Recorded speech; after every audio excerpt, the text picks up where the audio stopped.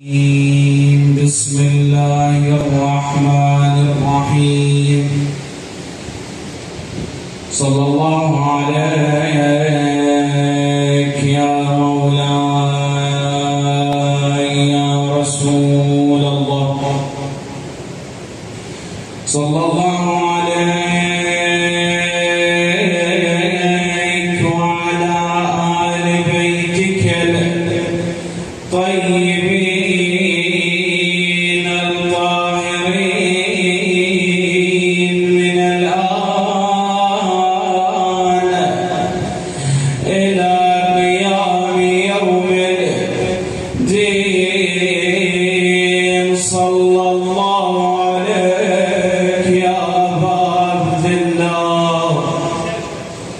يا رحمة الله الواسعة ويا باب نجاتي أم غريب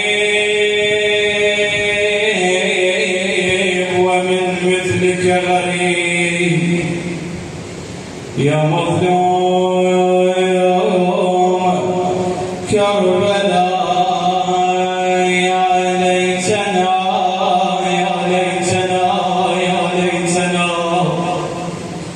يا ليتنا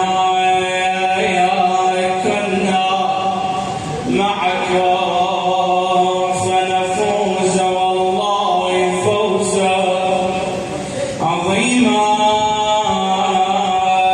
مدارس آيات خلت من تلاوتي ومنزل وحي مغفر العرصات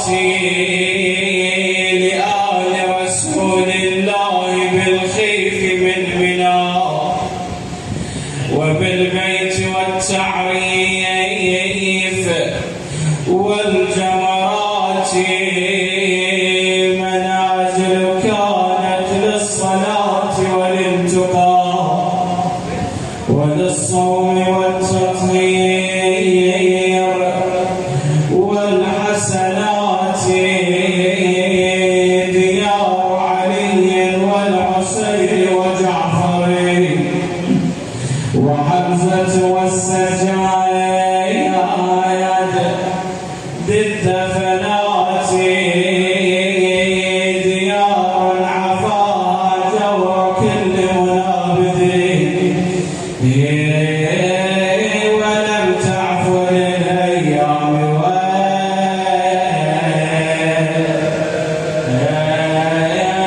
والسنوات.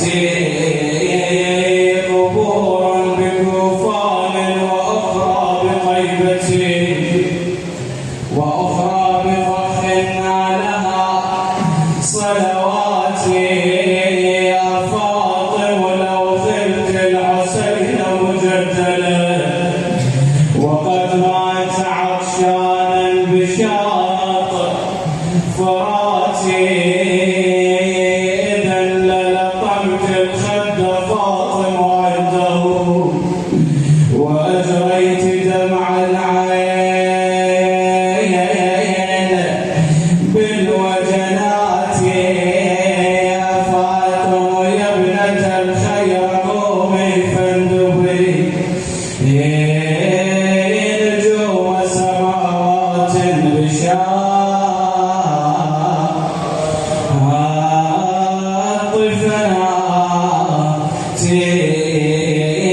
توفوا عطاشا بالفرات فليتني توفيت فيهم قبل يوم وفاتي. لا حول ولا قوة إلا بالله العلي العظيم. وسيعلم الذين ظلموا آل محمد أي منقلب ينقلبون والعاقبة للمتقين. لتعجيل فرج مولانا صاحب العصر والزمان سمعني صلوات 3 مرات بأعلى هذا الأصوات. صل على محمد وآل محمد.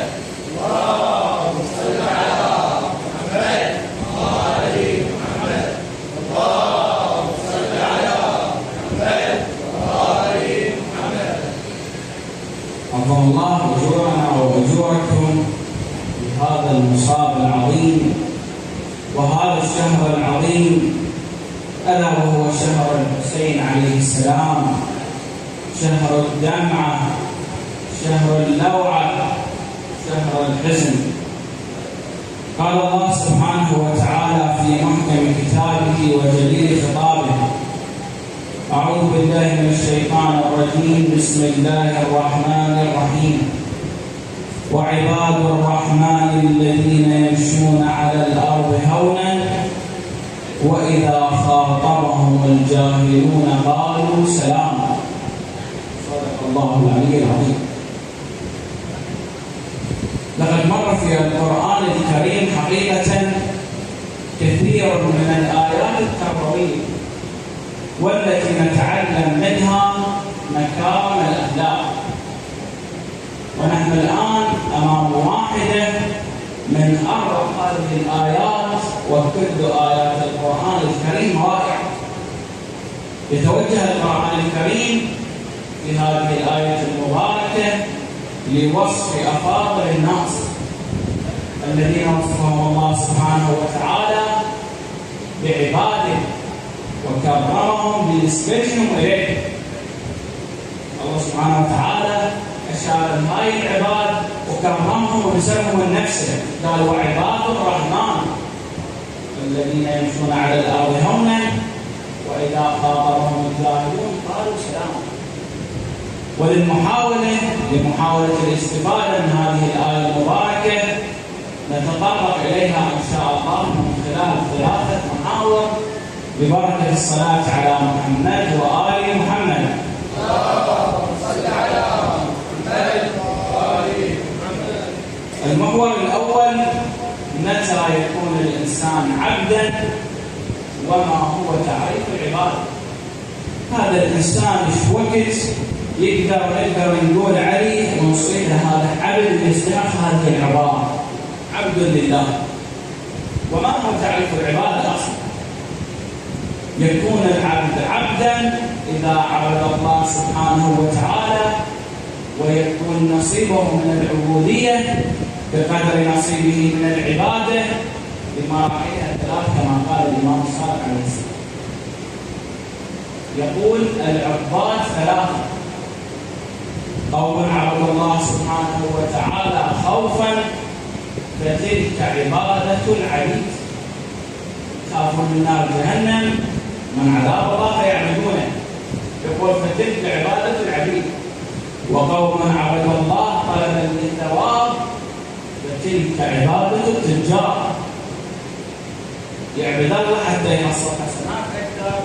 إذا شايفين البعض يدورون بعض الكتب، هذا العمل بقلبي حسنات، إذا شاف به حسنات هواي سجلوا وحسبوا، إذا به حسنات قليلة تركوا.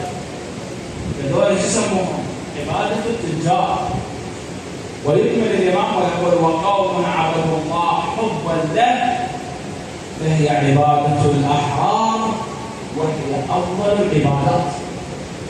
وهذه العبادة هي العبادة التي عبدها المولى أمير المؤمنين عليه السلام عندما قال: إلهي ما عبدتك خوفا من نارك ولا طمعا في جنتك ولكنني وجدتك جديرا بالعبادة عبدتك. هذه العبادة الحقيقية، العبادة درجات، كل إنسان يرتقي من درجة لدرجة، درجة تجار، درجة عبيد، درجة أحرار، وهي أفضل العبادات. وروي عن أبي بصير يقول: سمعت عن الإمام أبي جعفر الباقر عليه السلام يقول: حبس الوحي عن نبي الله موسى 30 صباحا. نبي الله موسى 30 صباح الوحي ما يجي، فصعد على جبل بالشام يدعى أريح ونادى ربه قال: يا رب لماذا حبست عني وحيك وكلامك؟ أي ذنب أذنبته؟ أنا مسوي ذنب حتى حبست عني وحيك وكلامك؟ فإن كان لذنب أذنبته فها أنا بين يديك فاقتص لنفسك رضاه، وإن كان لذنوب بني إسرائيل فعفوك القديم يا رب. وهنا التفاتة جدا لطيفة. شوف رحمة الأنبياء وعظمتهم حقيقة.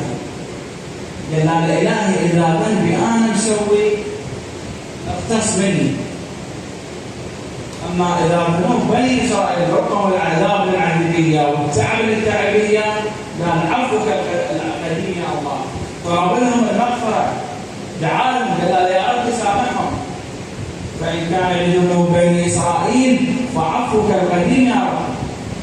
فأجابه الله سبحانه وتعالى وقال له يا موسى هل تعلم لماذا خصصتك بوحي وكلامي؟ أنت تدري ليش أصلا أنا اختاريتك؟ فقال لا علم لي يا رب. فقال يا موسى إنني اطلعت على خلقي اطلاعا فلم أجد شيئا في خلقي أشد تواضعا منك، فمن ثم خصصتك بوحي وكلامي.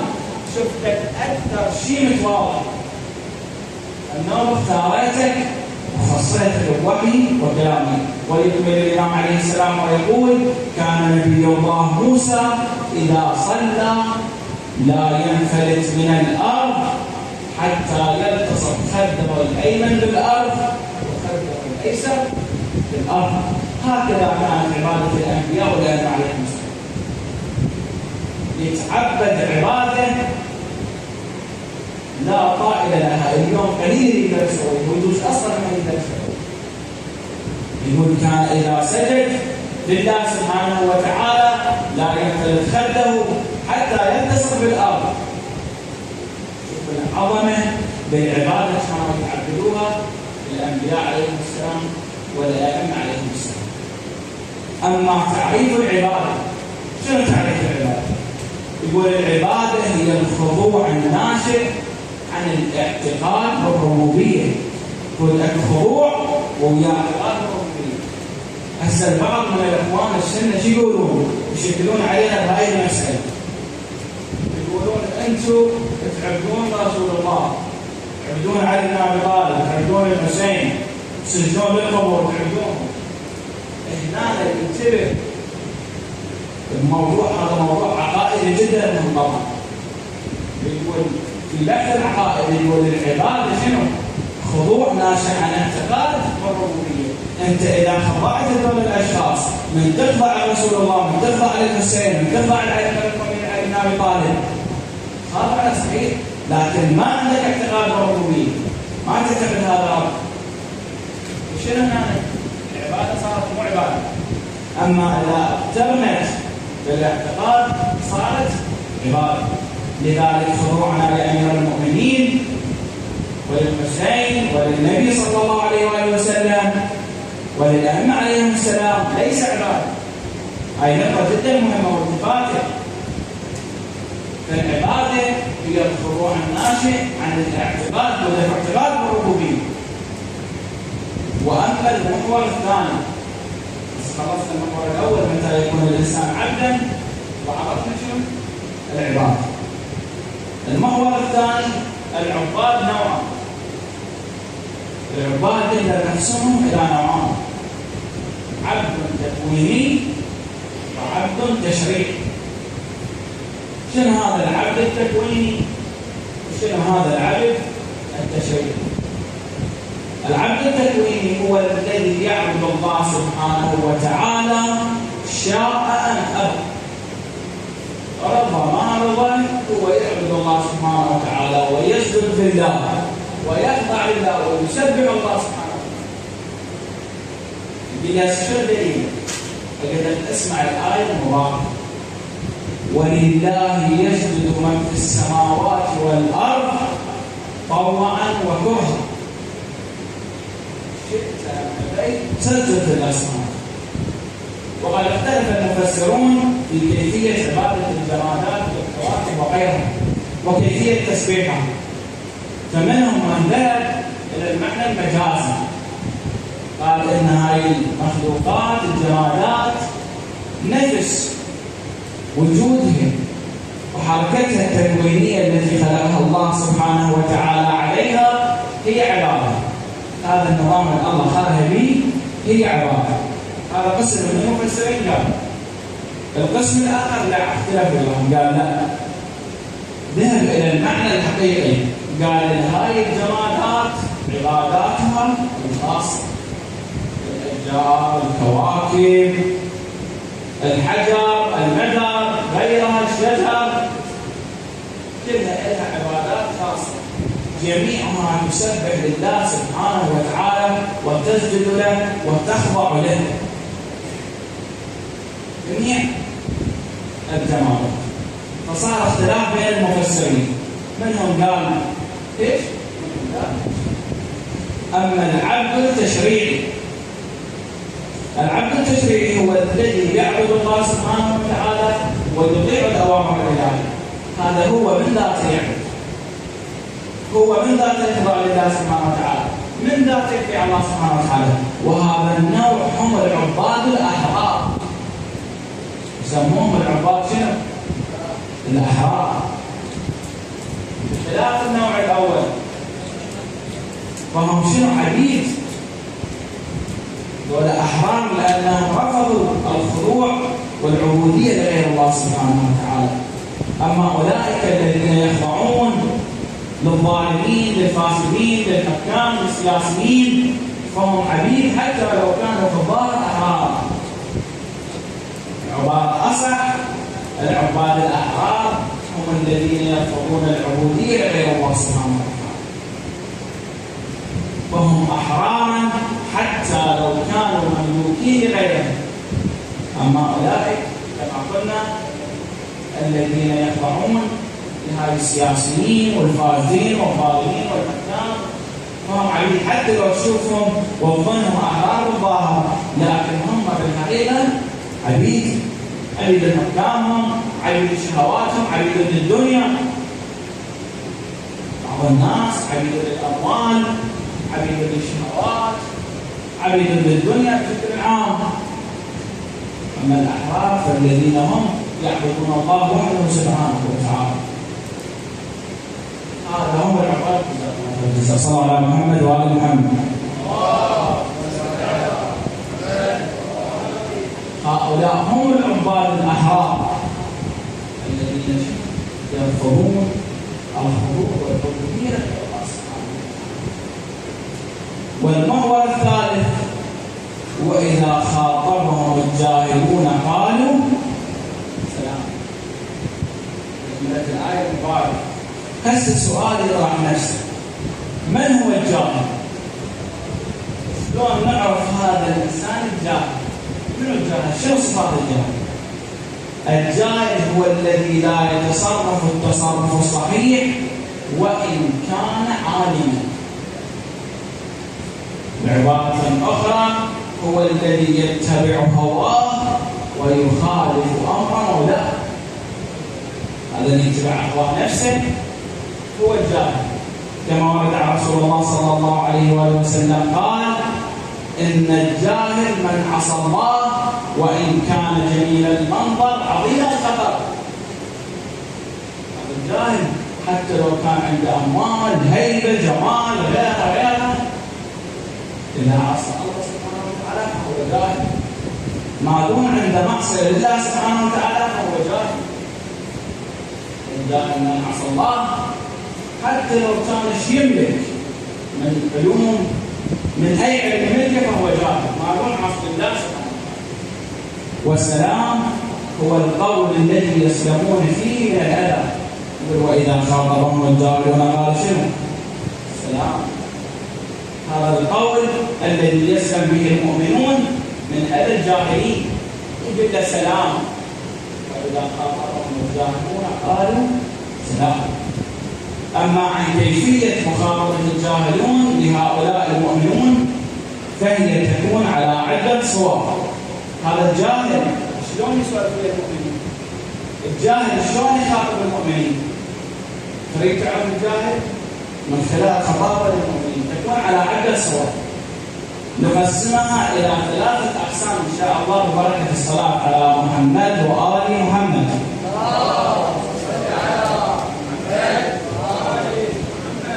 أولها الاعتداء باللسان. مع الأسف كثيرا من الجهال لا يملكون ألسنتهم، ما يملك لسانه، فتراه كثيرا ما يسب ويشتم ولا ينجو من ألسنتهم، حتى المقربون من الأهل والأصدقاء، حتى قرايب أهله أصدقائه بالمنطقة غيرها ما يخلص من لسانه. تلقى ساب هذا شاتم ذاك، غالط على هذا، مكفر والعياذ بالله.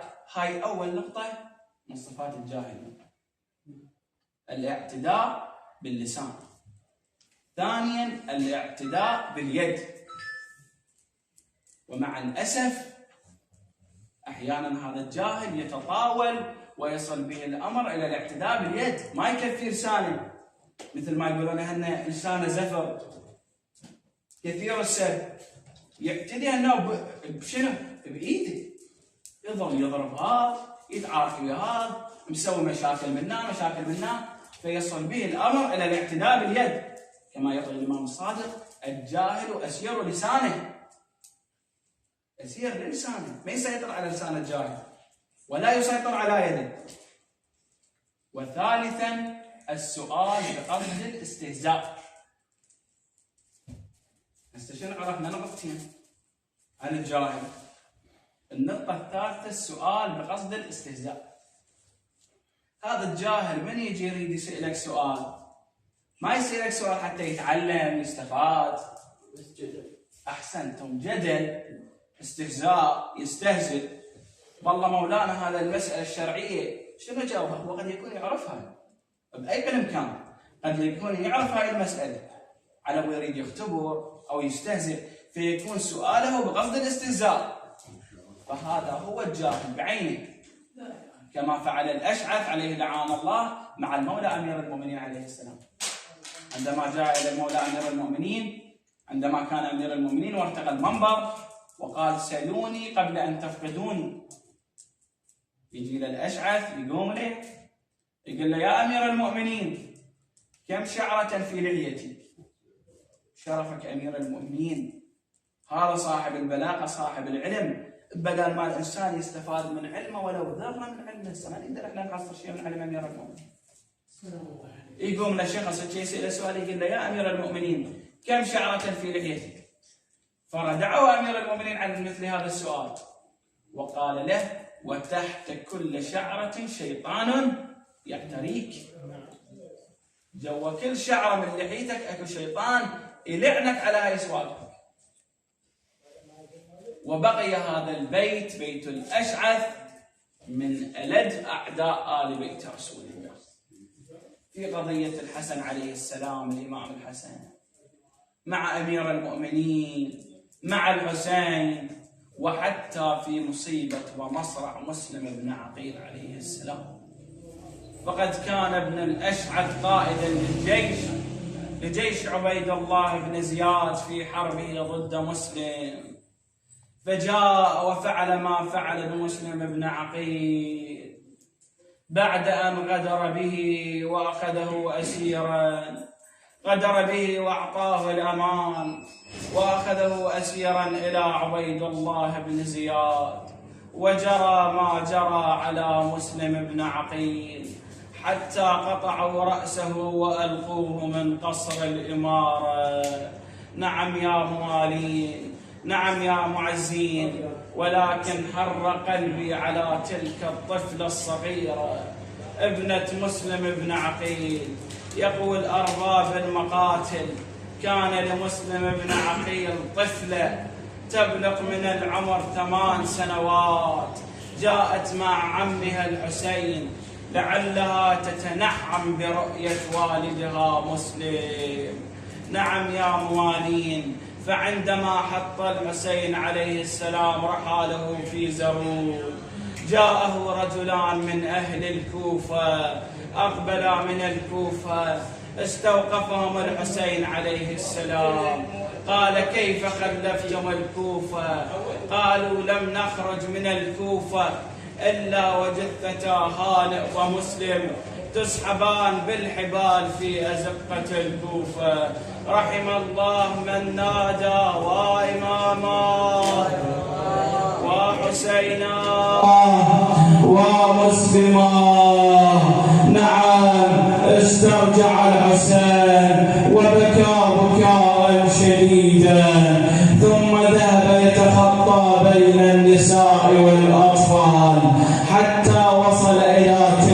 الطفل الصغيرة حميدة ابنة مسلم، أجلسها في حجره، مسح على رأسها، بكى بكاء شديدا. قالت له: يا عم، ما لي أراك على هذه الحالة، تمسح على رأسي، تفعل كما تفعل باليتامى، هل جرى لوالدي مسلم شيء؟ قال لها: بنية، أنا أبوك وبناتي أخواتك. قلت له: يا عم، شكرا لك، شكر الله سعيك يا عم، ولكن يا عم، ما أجمل الوالد عندما يجلس ولده في حجره. إذ قلنا: يا عم، يشكي ثوبي حلوة الليالي، والله عزيزي وفارقته تصعب الوالي. أنا على ابويا الجار قلبي وتعبالي، والله بجيتك عادي ونجدك علي. بعد شد قلنا على ابويا، على ابويا انخمس قلبي وهلت العين يا عمي، وبليت الحسيت يا حسين. والله انا على عين بينت لي وبوجهك اثنين الحزن ودموعك اليجرن سويا، الحزن ودموعك يجرن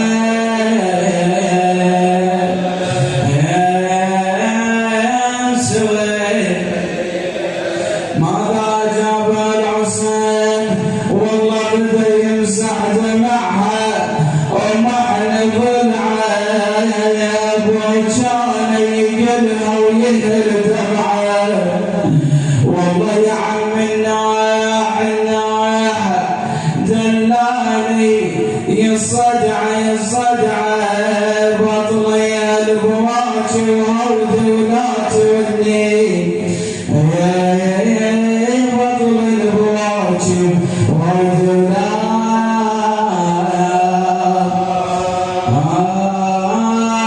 تولي. والله بنت مسلم قبابها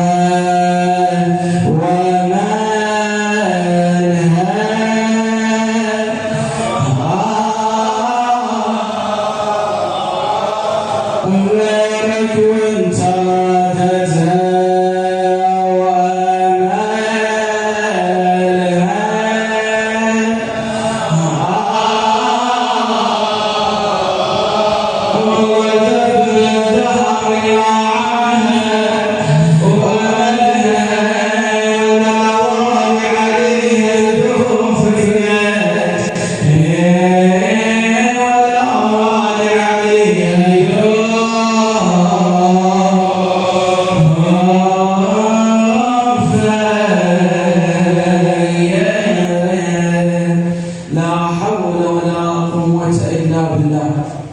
العلي العظيم. وسيعلم الذين